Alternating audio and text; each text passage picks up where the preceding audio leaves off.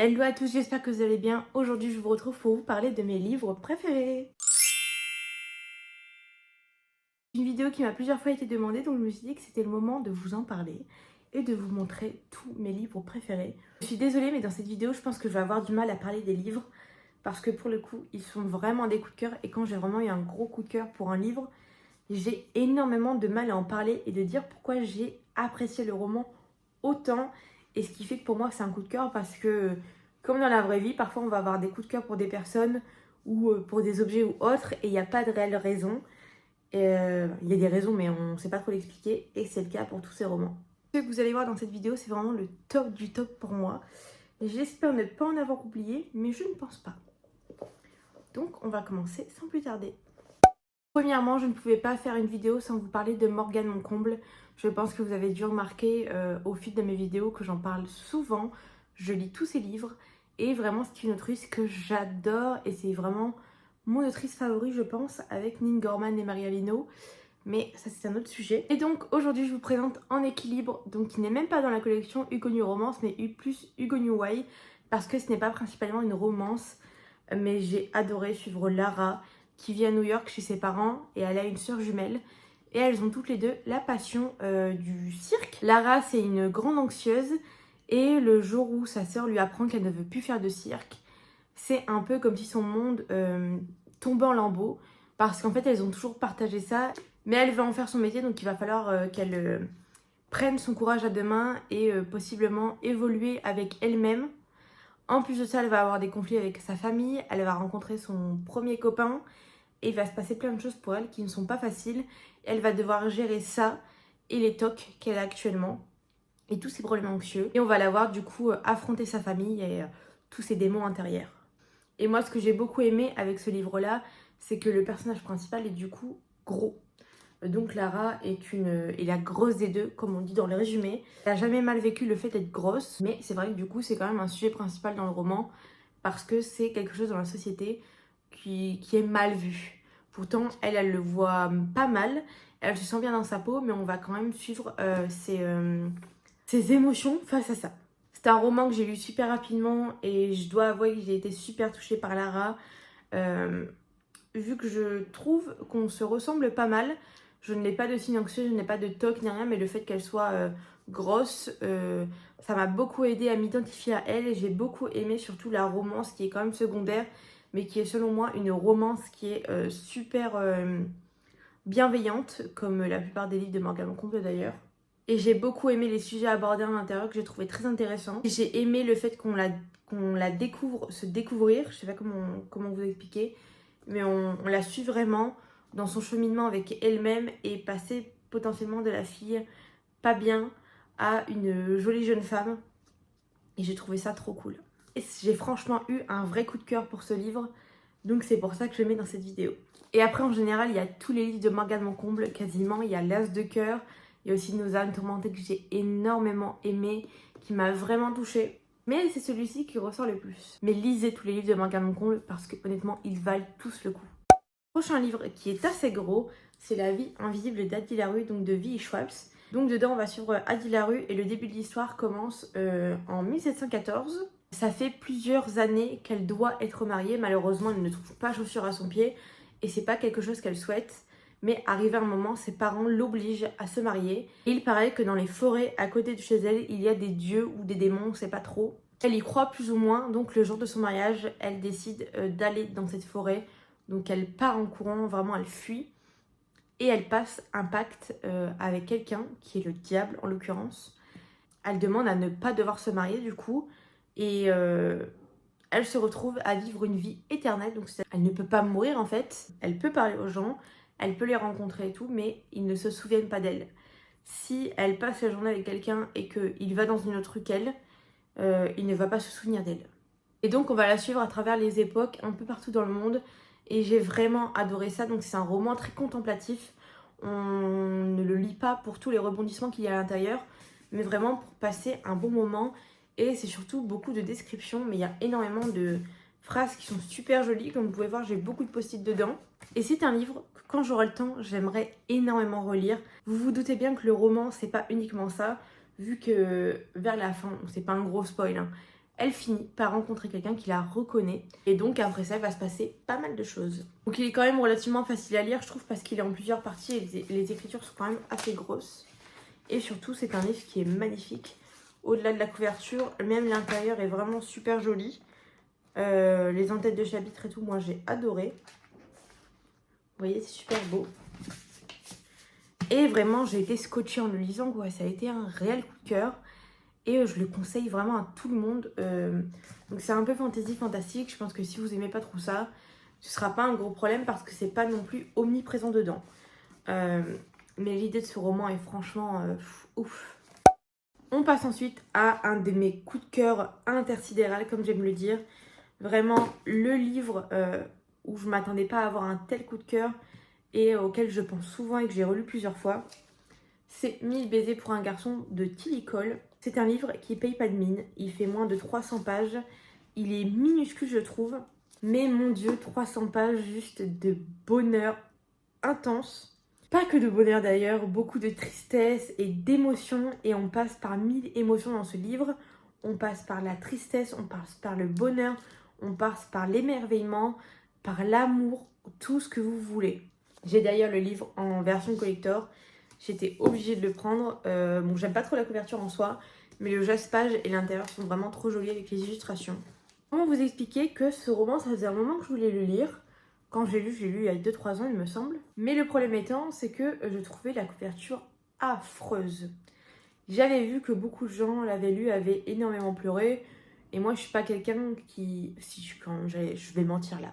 J'allais dire que je suis pas quelqu'un qui pleure facilement, mais si, et d'autant plus pour les livres. Et je ne m'attendais pas à ce que ce livre me bouleverse autant. Mon copain me l'a acheté en e-book premièrement parce que il était en réduction et il me l'a offert très gentiment. Et je l'ai lu en une soirée et j'ai pleuré toutes les larmes de mon corps. Dès les premiers chapitres, j'ai commencé à pleurer, hein. Clairement, vous pouvez voir à quel point il est annoté. Parce que honnêtement, je pense que je pourrais encore en rajouter des annotations. J'y ai pas encore écrit dedans, même si je pourrais. Et mon copain était là à côté de moi, il ne comprenait pas pourquoi je pleurais autant. Et quand j'ai fini ce livre, c'est comme si j'avais eu un déchirement à l'intérieur de moi. J'étais tellement triste de quitter les personnages, tellement attachée aux personnages, tellement touchée, que j'ai eu envie de le relire directement. Je ne l'ai pas relu tout de suite. J'ai relu au bout d'1 an seulement, pour vraiment me laisser le temps de digérer. Mais c'est un livre que à chaque fois que je relis, je pleure comme une madeleine. Et c'est une grosse pépite, je vous le recommande si vous aimez les romances qui sont quand même mignonnes, qui sont touchantes, avec des sujets quand même intéressants et importants. Et surtout qui parlent du grand amour, parce que honnêtement, ce livre parle du grand amour. Il parle du coup de foudre, il parle du fait de tomber amoureux, du mal que ça peut faire comme du bien. Et je pense que c'est ça que j'ai aimé parce que je suis une grande amoureuse de l'amour. C'est un livre assez cucul-à-praline. Donc je pense que pour les gens qui n'aiment pas tout ce qui est très cucul-à-praline ou très mielleux entre guillemets, vous n'aimerez pas ce roman. Parce que je sais que beaucoup l'ont pas du tout aimé et je peux très bien comprendre. Parce que c'est quand même un style assez niais, on va dire. Et moi pour le coup ça m'a pas du tout dérangé, c'est vraiment ce que j'ai adoré. Et comme vous pouvez le voir, j'ai énormément du mal à en parler parce que je l'ai tellement aimé que j'ai peur de dire des choses qui ne le représentent pas en fait. C'est clair que Poppy et Ruin, c'est vraiment mon couple préféré dans tous les livres que j'ai lus. Et je pense que ce livre restera mon préféré un bon bout de temps. On a ensuite dans mes livres préférés et coup de cœur de tous les temps, la duologie Ashley's Falling for the Sky que j'ai vraiment adoré. Comme vous pouvez le voir au niveau des annotations, ça a vraiment été des énormes coups de cœur. C'est des livres que j'ai déjà relus plusieurs fois. La première fois que j'ai lu le 2, je lui ai mis une note de 2,5 sur 5 parce que la fin m'a détruite et je n'ai pas du tout aimé la fin. Mais après les avoir relus, c'est vrai que j'ai vraiment aimé ces livres.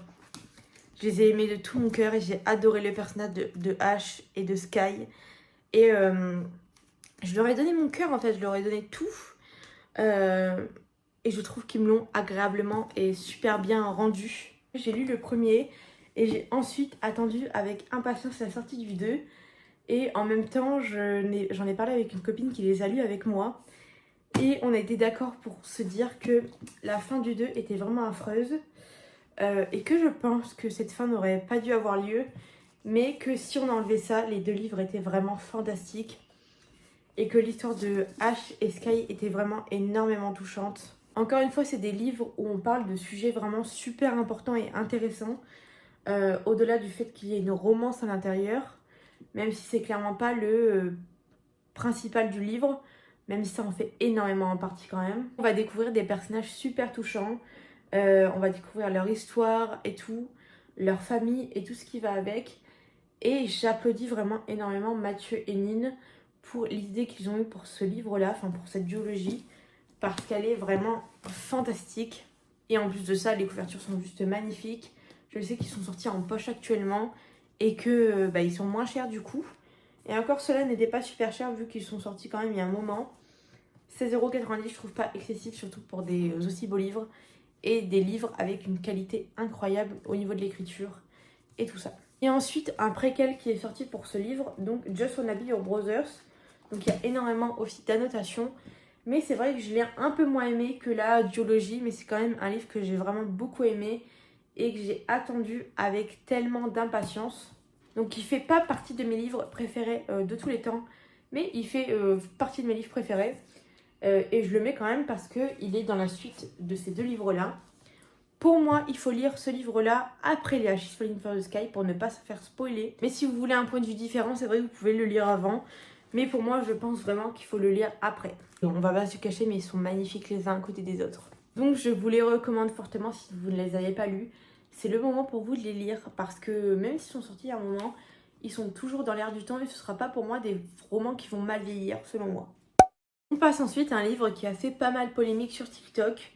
Et je comprends en partie pourquoi, mais je ne suis pas certaine en fait. C'est Les 7 maris d'Evelyn Hugo, donc de Taylor Jenkins Reid, qui m'a retourné le cerveau quand je l'ai lu. Pareil, super à noter. Parce que ce livre parle de tellement de sujets importants et intéressants.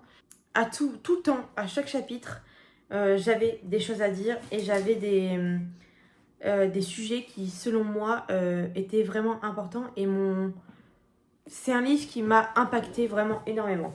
Rien que la dédicace au début du livre qui dit « Pour Lila, défonce le patriarcat chéri ».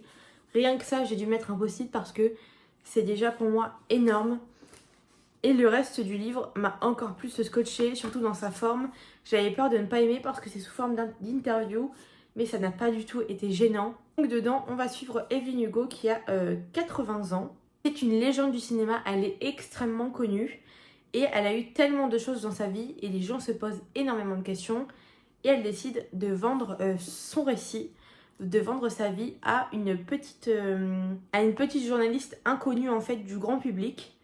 Et c'est à elle et elle seule qu'elle souhaite vendre son manuscrit. Enfin, pas son manuscrit, mais sa vie. Et donc, on va suivre la face cachée de toute sa vie, les non-dits, ses déclarations, les choses sur lesquelles elle a menti, les choses sur lesquelles on lui a fait du mal ou elle a fait du mal et tout ce qui va avec. Et c'est une histoire qui pour moi peut vous retourner. D'autant plus qu'on l'a su un petit peu de tout au long de sa vie, donc c'est pendant des années et des années. Et donc on va parler de racisme, on va parler de meurtre, on va parler d'homophobie, on va parler de découverte de soi au niveau de l'homosexualité et tout ce qui va avec, le fait d'être connu, le fait d'être une star, des violences conjugales. Et je pense que j'oublie encore énormément de sujets parce qu'il couvre énormément de choses. Je viens de lire dans le résumé, c'est une histoire d'ambition, d'amitié et d'amour défendu. Et c'est exactement ça. Donc à la fin, on apprend bien sûr pourquoi elle a choisi cette journaliste-ci. Moi, j'avoue que c'est pas ce qui m'a le plus marqué dans l'histoire. Moi, ce qui m'a vraiment marqué, c'est le récit de Evelyn Hugo. Et je souhaiterais réellement que cette femme existe. Malheureusement, c'est pas le cas. Il a fait un très gros boom sur TikTok il y a plusieurs années, enfin plusieurs mois. C'est vrai qu'on en entend un peu moins parler maintenant. Mais pour moi, il vaut vraiment sa hype. Je vous parle ensuite d'une saga qui est encore écrite par Neil Gaiman et Marie Alino pour le coup et pas Mathieu Guibé. C'est La nuit où les étoiles se sont éteintes, qui est vraiment un coup de cœur, mais c'est fou à quel point j'ai aimé ce livre. Donc pour le coup, j'ai pas la version qui est annotée parce que là c'est la version collector. C'est juste vraiment super joli, mais même au niveau de l'intérieur avec les illustrations et tout. Donc dedans, on va suivre Finn qui se retrouve à aller habiter chez son oncle dans un autre état de son pays. Car sa mère est en prison pour une histoire qui est à l'intérieur qu'on suit. Et donc il se retrouve à être loin de sa mère, avec un oncle qu'il n'a que très peu connu. Et c'est assez compliqué pour lui, surtout qu'il est en pleine adolescence. Il y a beaucoup de choses dans sa vie qui ne vont pas bien. Et donc on va le suivre à travers sa reconstruction, le fait qu'il trouve des amis, qu'il aille dans un nouveau lycée, qu'il découvre potentiellement ce qu'il veut faire plus tard. Et on le découvre s'ouvrir en fait aux autres petit à petit, mais également avec tous ces démons et toutes les choses qui lui font du mal en fait. Et j'ai adoré suivre ce personnage qui pour moi est très fort. Et on parle énormément de musique dans ce livre, on parle de théâtre, on parle des amitiés, on parle d'amour, on parle de famille. Encore une fois, énormément de sujets qui sont vraiment importants et qui selon moi peuvent vous faire sens. Donc dedans, il y a une romance gay, ce que j'ai beaucoup aimé. Et honnêtement, j'adore ces personnages. Ça me permet de rebondir sur Le jour où le soleil ne s'était plus levé, donc toujours des mêmes autrices, qui est le tome 2 de La Nuit les sont éteintes. Et où dedans, on va suivre le personnage de Nate, qui est déjà dans ce livre aussi. Et Nate est mon personnage préféré et j'ai vraiment aimé ce tome-ci également, même si je pense que celui-ci reste tout de même mon préféré. Mais c'est vrai qu'on va suivre Nate dedans et qu'on le suit beaucoup plus en profondeur, vu que dedans c'est un des personnages secondaires on va dire, même s'il est quand même beaucoup présent. Dans celui-ci c'est 100% sur lui. Ce sont tous des personnages super touchants qui ont vraiment une histoire, des passés et des familles qui peuvent faire peur parfois. Mais ce sont vraiment des livres qui donnent de l'espoir et je pense que c'est ce que je préfère chez eux. J'ai actuellement le 3e tome dans ma pile à lire qui est juste ici, qui sont Ces prières que je fais dans le noir, qui est sur le personnage de Jagger. Et j'espère qu'il y aura une suite et qu'il y aura d'autres livres sur d'autres personnages parce que vraiment j'ai envie de tous les découvrir. Et pour finir, un des livres qui m'a énormément marqué et que je n'ai pas en ma possession, c'est Nos étoiles contraires. Je pense que vous le connaissez tous, ce livre, il est bleu, il est trop mignon, je l'adore. Ça a été mon premier livre coup de cœur, je pense, dans toute ma vie de lectrice. Celui qui m'a fait ressentir énormément d'émotions. Pour l'anecdote, je l'avais demandé à Noël à mon père et il me l'avait offert. Et j'avais lu la totalité quasiment du roman en une soirée. Mon père et ma belle-mère étaient dégoûtés que je l'ai lu aussi vite. Mais ça n'a pas empêché le fait que ce soit un coup de cœur et tout le tralala. Mais j'étais tellement dans le récit que je n'arrivais pas à m'arrêter de le lire. C'est le genre de livre que vous dévorez. Donc malheureusement j'avais pas pu finir le soir même, donc j'avais fini le lendemain. Mais c'est un livre qui m'a énormément marquée. Je suis totalement amoureuse du film également. Et je trouve que ces deux œuvres qui quand même se ressemblent énormément, logique vu que c'est le même livre, enfin c'est le livre et le film qui sont pareils entre guillemets.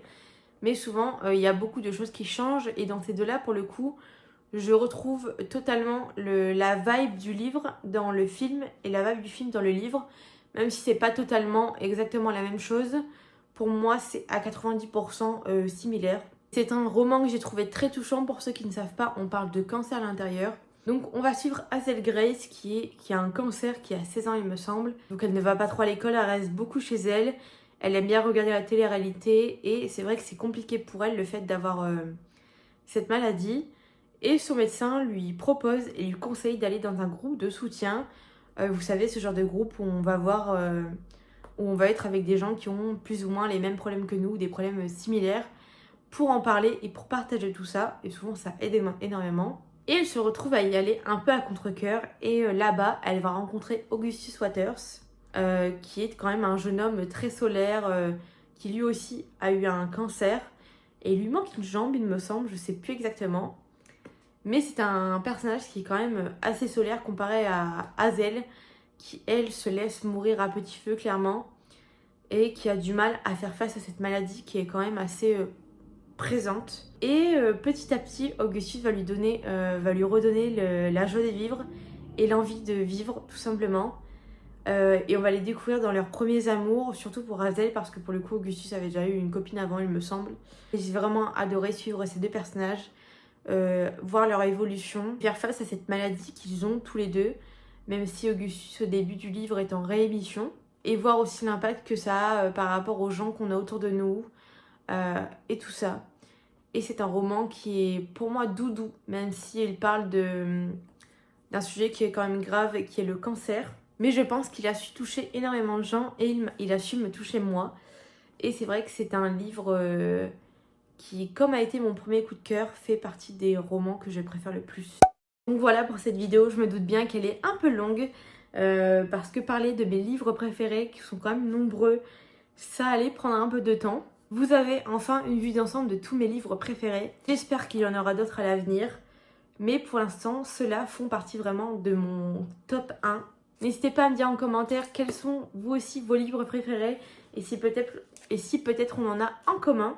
C'est vrai que souvent mes livres préférés font partie des mêmes auteurs et autrices, notamment pour Neil Gaiman qui a les Ashes Falling for the Sky, mais aussi la trilogie pour l'instant qui est la New Étoiles se sont éteintes. Même si à chaque fois c'est à 4 mains, elle revient énormément. Pareil pour Morgane Moncombe, vu que tous ces livres sont pour moi mes livres préférés, mais pas coup de cœur forcément. Si la vidéo vous a plu, n'hésitez pas à aussi mettre un petit like et à vous abonner. Et j'ai hâte de voir en commentaire à vous quels sont vos livres préférés. Ça m'intéresse énormément de voir la diversité de nos livres préférés à tous et je trouve ça trop cool. Donc je vous laisse ici et on se retrouve la semaine prochaine dans une nouvelle vidéo. Et je vous fais des gros bisous.